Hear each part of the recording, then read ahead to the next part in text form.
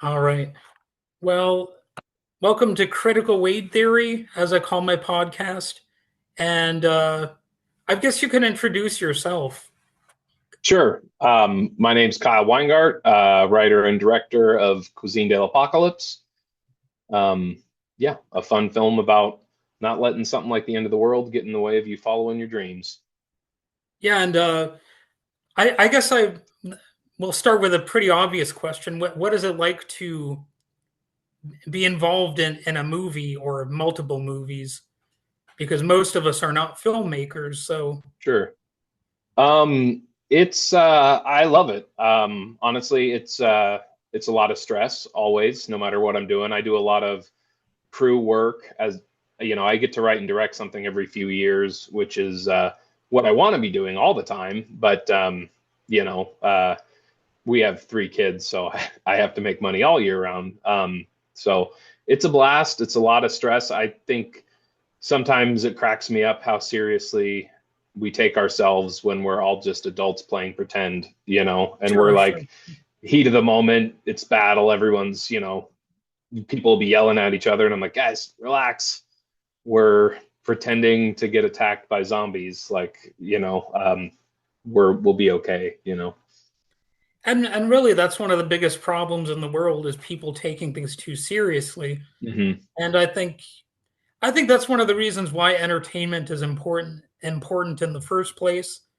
Is it lets people take a break sometimes from the stresses out there in the world, and that would Hmm. include the mental stresses that people have. And Hmm. this movie is nice and quirky. I think it's definitely in the sci-fi fantasy realm with elements of horror. So Yeah, were I forget, did you write this movie, or did you have other people involved in writing it? I wrote it. I definitely had, I'd get like coverage and stuff from people involved, and get their thoughts on it. And Yeah, but I did write it with a lot of help from Zuzu, who plays Laura in the film, who's also my wife. But we did a lot of, I'm big on outlining. I love to know where the story's going. Otherwise it can go anywhere. And usually when I write a story, I um, will come up with the concept and how I want it to end, and then kind of fill in the gaps on how I want to get there, and what lessons need to be learned and stuff like that. So I outlined this one pretty heavily, and before I sat down to start writing, would pitch every different iteration of the outline to Zuzu and kind of see what she thought. And Yeah, so and most of that stuff all kind of, you would think that since she played Laura, it's like, oh, it all had to do with Laura. Actually, none of her thoughts really had to do with Laura. She had full trust in me how to write that character.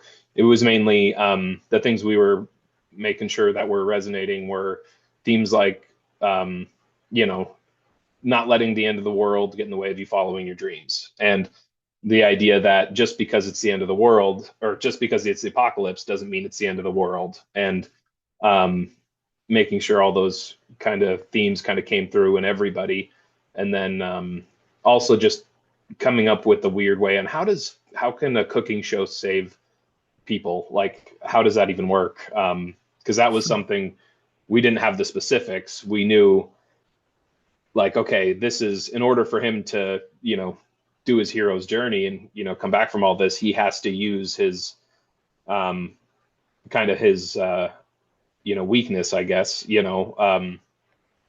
to come back and save the world with it. So how do we make that work in a meaningful way? And so, yeah. Yeah, he's an unconventional hero. Hmm. He reminds me of there's a character in The Walking Dead. I can't even remember his name because I'm so bad with Hmm. names. Sure. But the guy with the mullet, it kind of reminds me of that. Is Um, it Daryl? yeah, no, not No, I Daryl. was going to be like, Um, dude, I'm no, going to tell Kevin Jack that. He's going to love that. no, um, like the kind of smart aleck guy boy, I'm so bad with names. I wish I could remember. sure, no worries. But he's he's a very unconventional character, and I'm wondering how did you come up with that premise of him sort of saving the world? Was there any sort of real life inspiration for that, or did it just pop up into your head? I mean, I thought it just popped up in my head, but then like everybody from Kevin Jack and Zuzu and anybody who was involved with the movie that knows me was like, dude, this is such an autobiography. And I'm like, what? What are you talking about? No, it's not. They're like, it 100% is, because we moved down to LA kind of chasing our dreams. And then we're down there for about 4 years and kind of came home and found everything we wanted here. We're able to make our films here and do all that and kind of stay out of the rat race there. Um, but the idea of a chef saving the world, it's a lot of it was like, I want to do something different, you know, and I love cooking shows, and I just haven't really seen um, a hero chef in an action film, you know, and there's like one video game that I can think of that I played as a kid who had a chef, you know, who was kind of the guy, and he was Yeah, beating up people with frying pans and stuff. Um, and there's some animes and stuff too that have that, but I don't know. I just wanted to do kind of the live action version of a chef hero. it's a relatively original idea, Hmm. and I do have to ask, like, are you a foodie? Did you have to like really research into the recipes that the character mentions throughout the movie? I didn't have to research anything. I love food and I love Yeah, to cook. And a lot of the recipes came from like a restaurant I worked at for a long time in Newhall, California. Like the shakshuka they talk about was in there. Um, uh, the red wine pan sauce just came from one time I was working and a customer was like, the steak is awesome. He's like, but you know what I'd really like? He's like, some sort of red wine pan sauce. And I'm like, you know, we don't have that on the menu. He's like, oh, just go tell the chef. He'll know what I'm talking about. yeah, And I was terrified to go talk to the chef, as it's, you know, they make their menu, they put their heart and soul into it. sure. And but when I went back to chef and was just like, hey man, he's asking for like a red wine pan sauce. He's like, this guy knows his stuff. He's like, he's like, I know exactly what he wants. Give me a couple minutes. And he busted it out. And then chef saved me some afterwards. He's like, dude, you got to try this. And I did, and it was excellent. So I knew that had to make it into the movie somewhere. Yeah, and he's also like a reluctant hero, Hmm. and yet the movie also has an unconventional villain. I don't know how much you want to reveal about that. I mean, you I might say not want to reveal it reveal all, too man. much. I'm not worried about Yeah, spoilers. yeah. Yeah. So, like, what inspired the villain of the piece? I guess. Um, well, interestingly enough, a lot of people like to us that have seen it are like, "Oh, it's so funny. You must just really hate AI." And I dislike some of the things, but I don't have this big hatred for AI or anything like that. Yeah, It just made sense for the world, you know. And I have a love for Terminator, you know. sure. Terminator 2. The first one's good too, but the Terminator 2 was really, I've seen that movie more times than I can count. And just the idea of it's the complete like antithesis of Chef John. You know, what's the opposite of a guy? You know, he's so imperfect and impractical, and he's just the complete opposite. And I just kind of went with that classic hero's journey thing of the villain should be his shadow, you know. So that's the opposite of that. Um, and then just kind of making it embodied into his hero. Um, yeah, I guess I really don't know where that came from. But um, yeah, I get. Well, I guess honestly, it's still the shadow, you know, because she has her cooking show. She's famous, you know, and he is not, you know. So Yeah, and of course, she's played by Natasha Leggero. Am I pronouncing mhm. that last name correctly? I mean, I think so. That's how we pronounced it, but she Yeah, might correct that. I don't know. When we said it to her, she didn't correct us. So, yeah. but Well, yeah. people often pronounce my name as Wayne, so Oh yeah. I mispronounce names all the time, and people always say my name wrong. You might think it would just be my last name that people mispronounce, but no, my first one is Hmm. all the time. Yeah. No, for sure. But yeah, Natasha was great. She came in. We had already been filming for 2 weeks by the time she came in and accepted the role, which was kind of nerve-wracking, um, because we knew we wanted a star, and we had tossed around a couple names, hers included, and she was just one of those. I feel like I heard that we got her on like a really hard day, and we shot for 4 weeks, and it's just directing a film is very just draining, because you just get it's decision after decision after decision, and when I remember, yeah, just I don't remember exactly what day it was, but I remember being like, oh my gosh, this is killing me. And then getting a text saying, hey, Natasha's in. And I'm just like, oh my gosh. Uh, I'm I'm gonna celebrate tonight, you know. But yeah, she was great. We only had her for 2 days. Um, but we shot it in a way that she's in the last half of the movie, you know. Yeah. And she's felt throughout. We did all of her stuff where she's on the TV screen with the robots. We shot all that in like a couple hours, and that's kind of the bulk of her on-screen time. Is which I wrote it that way because I thought I was clever, and I was like, oh, we won't have to have somebody out for a whole week, so it'll save us on budget. But then every shot that she was in was a VFX shot, so we just ended up having to Yeah. put the budget into that. So it was kind of a wash, but at the end of the day, it was kind of a happy thing because I loved the idea of and how ridiculous it was to have her on an old TV screen for most of it, being carried around by a robot, and becoming a robot actually at one point as well. So I thought the effects were pretty well done. I mean, I'm sure there are some people out there who would say they weren't, but you hear that about like any movie, somebody will critique something. But I thought they were pretty totally. well done, especially for. I mean, this would be considered an independent movie, right? So Yeah, this is independent, low budget. Yeah, some of the effects I'm like super happy with. Some of them I'm like, ugh, I wish we would have had a yeah, little bit more money to put into them. But at the end of the day, it tells the story, and that's kind of what we kind of went with. And at the same time, I think there's kind of some charm to it, and maybe that's me, just a naive director. But I think some of the shots that were overly ambitious that I came up with, that the VFX guys like, well, this is what we can do with the budget. yeah, yeah. Um, I feel like there is just a little charm in that as well. I'm really big on like Monty Python and Mel Brooks, and I think they definitely leaned into that aspect. Like Spaceballs, when the Winnebago is like going and it does the space tracks.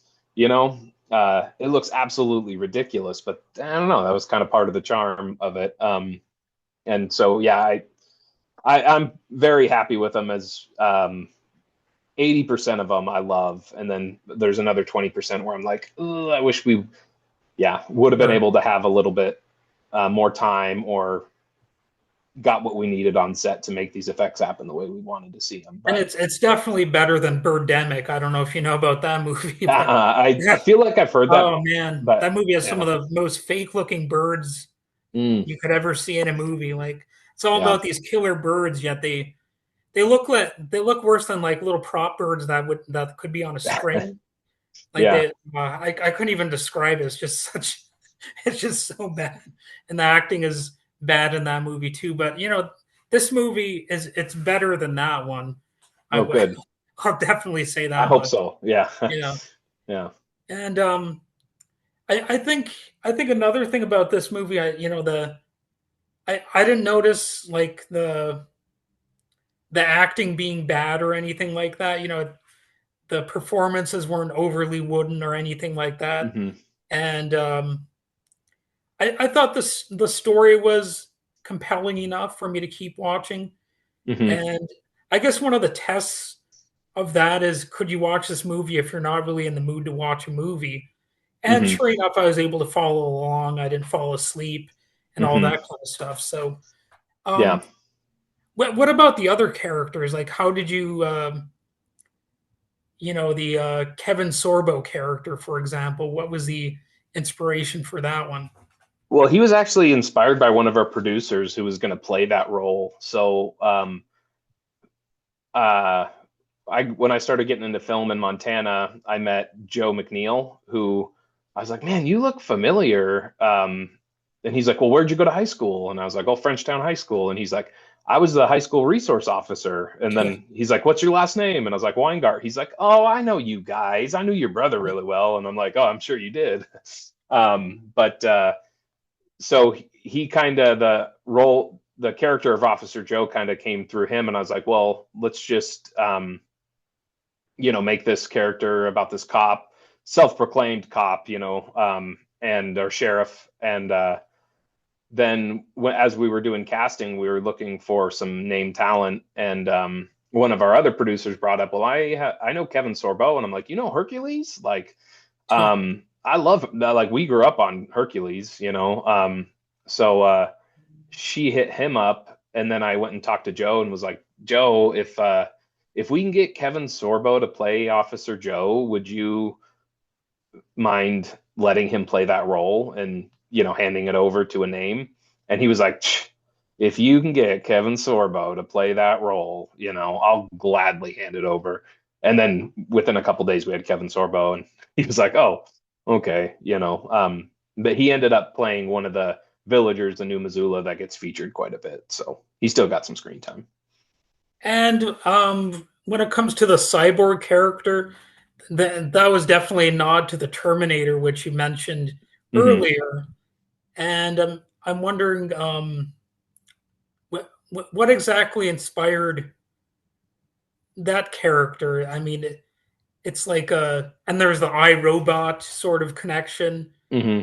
that I recognize from that movie from the I believe early was that the 1990s or the early 2000s I think with it was Will early Smith. 2000s. Yeah, I Yeah. love that movie though. But yeah, I would say when that wasn't even in the script, first off, when Kevin Sorbo says, let's kill these, or let's forget what he says, but these iRobot wannabes.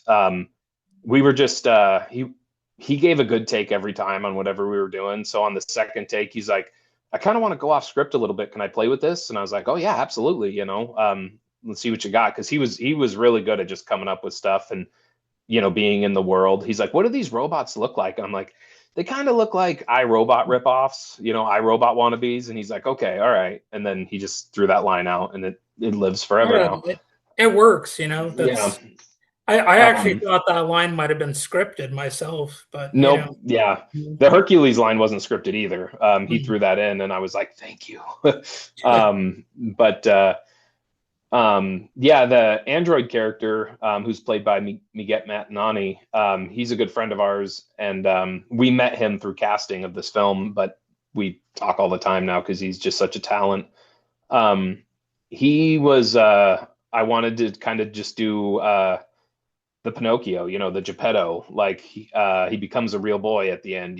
He was made of wood, and then I just think that there is such a connection with like sitting down to eat with people is one of the best ways to get to know someone and to kind of connect with people, and that there's a lot of that in this film.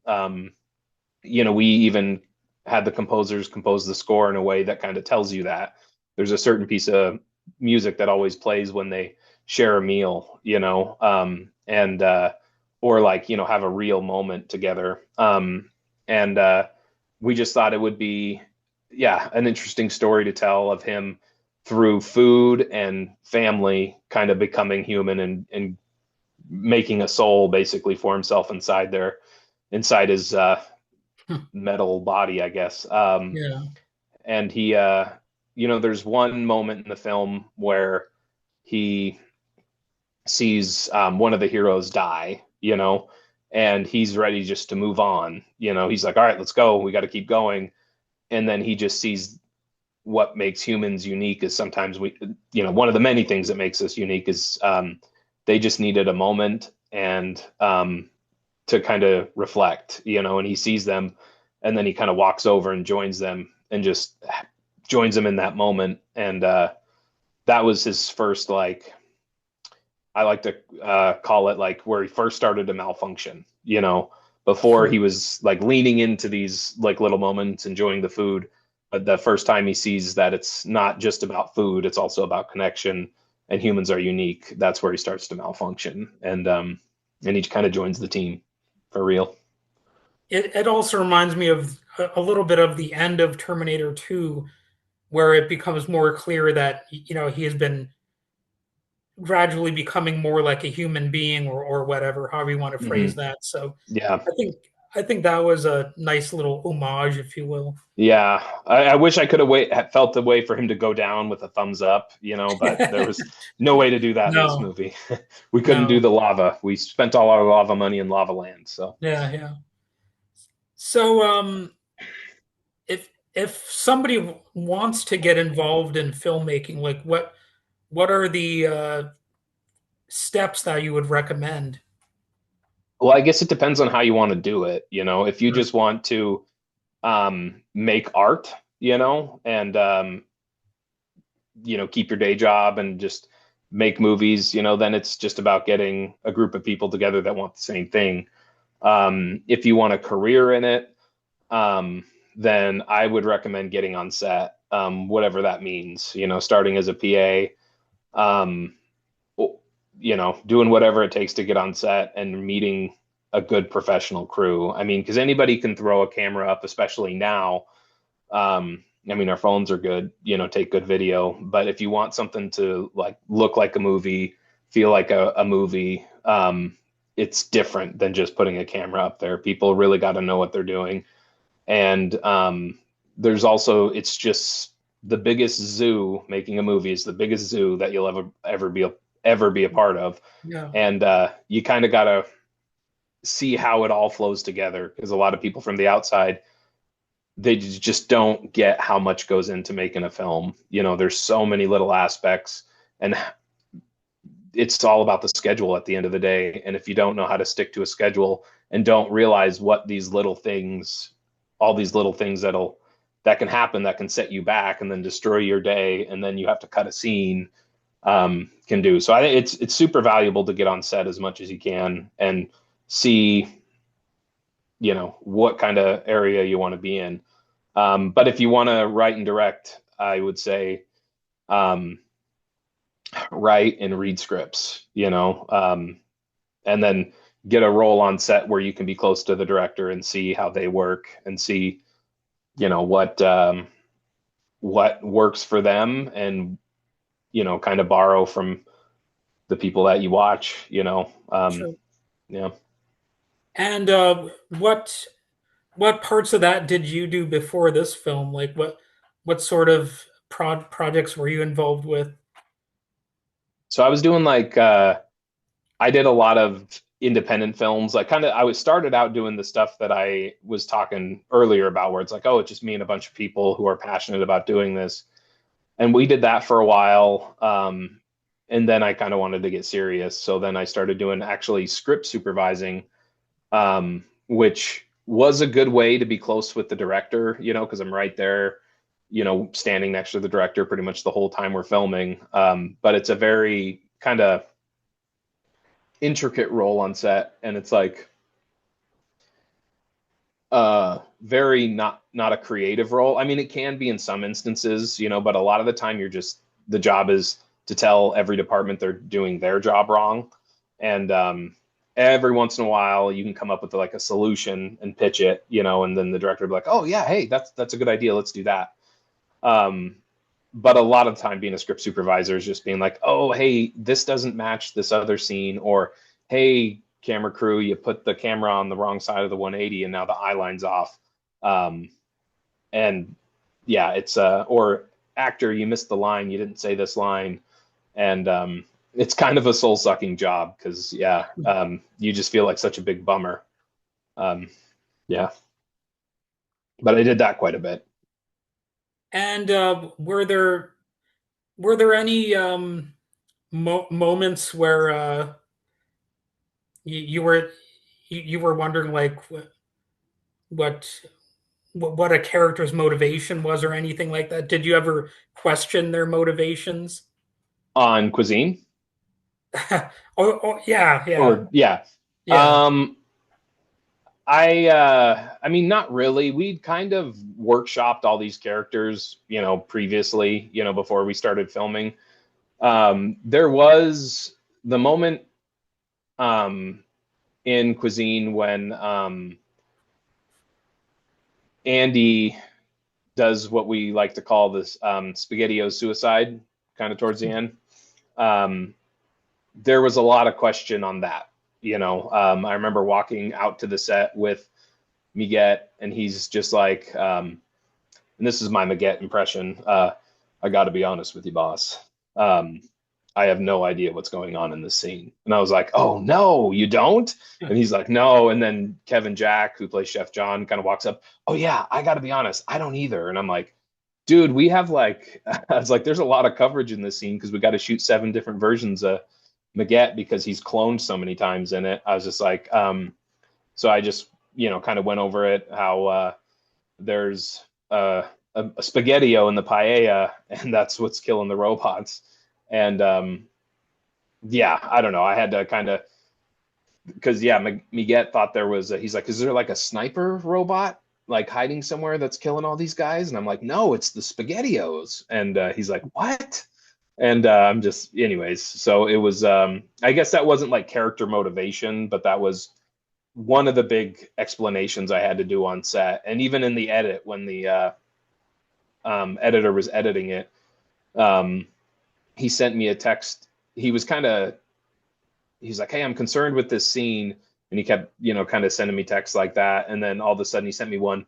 It's the SpaghettiOs, exclamation point, exclamation point. And he's like, I get it, finally. And I'm like, yes. He's like, I missed that. And I'm like, gosh, you and everybody else, but that's just a lesson learned in screenwriting, a big part of screenwriting is just you got to be clear. You got to paint the picture with words on what we're seeing. And for the most part, I feel like I did a good job because there was not a whole lot of questions on set, but that one in particular, and it was kind of an intricate thing, anyways. So I guess if there was one scene that would confuse people, it would be that one, as far as filming it goes. But from the audience's perspective, because I've questioned a lot of people afterwards, I'm like, did you get that the spaghettio was in the, and they're like, oh yeah, no, I totally got it. And then we've been in like screening rooms where when it zooms in on the spaghettio, everybody starts laughing, which tells me that they get it. But yeah. So there's got to be sort of a balancing act between, you know, making something clear, but and making it too sort of obvious.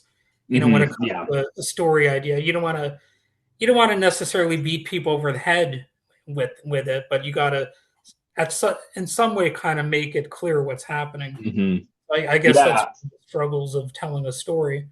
Yeah. Well, and even in that scene, I had written just Chef John, once it reveals that he snuck spaghettios into the paella, um, it was scripted just like, yep, tastes like my damn childhood. And then one of our producers was like, yeah, but are we gonna, and because he got it, he understood it, he was like, are we gonna get that he snuck gluten in with that, are we gonna understand that? And I was like, I think so. And he's like, I think we should do some alts, on it, and do one where he says, um, uh, this is gonna be worth the gas, and or just kind of hint more at the gluten being in there. And we did 3 different alts of it, and then the editor ended up using all 3 of them. He's like, dude, it actually plays really well if I do this one, then this one, then this one, and then we totally get it without fully saying, yep, I put spaghettios in the paella. It's just visual storytelling. And yeah, All right. Well, I guess we're just about done. We've been talking for a little while now. it So, happens. is there anything else you would like to add, and that I sort of thing? Like, I do you have just say any other projects coming up? yeah, Zuzu actually wrote one called Counting to 1,000 that we got a Montana Film Grant for. So we're going to be shooting that in the fall. That's about two grown women who complete a bucket list of things to do before you turn 10, written by a 9-year-old. And it's kind of like Planes, Trains, and Automobiles meets the bucket list. It's a really beautiful film. I'm so excited to direct it. She's going to star in it, and she's the writer, of course. Um, but yeah, I'd say as far as Cuisine goes, just check us out on social media. Check us out on our TikTok. We have exclusive content on our TikTok of kind of Chef John, and kind of like if you really like the world of Cuisine de l'Apocalypse, you can go on TikTok and just kind of see little bits of the world that weren't really shown in the movie. There's little clips of John's show and things like that that yeah are exclusive to TikTok. And yeah, I just say check it out. Reviews are always appreciated. If we can get, especially in an indie film, reviews are kind of our, you know, our, what's the word I'm looking for? Our live stream. I don't know. Sure. They keep us going, and they let people know that it's something worth watching. You know, because it is a fun film. There's not a whole lot of things out there like it right now. But if you want to be able to check out of this crazy world for a couple hours and go to somewhere fun, yeah, check out Cuisine de l'Apocalypse. All right. And I'd like to thank you for joining me on my rinky dink little podcast here. Love it. Um, Yeah. you know, I've uh, I've had some, guests on here and there, but it's not too common. Well, I guess we'll wrap things up here. If you want to stop recording or whatever, I guess you can.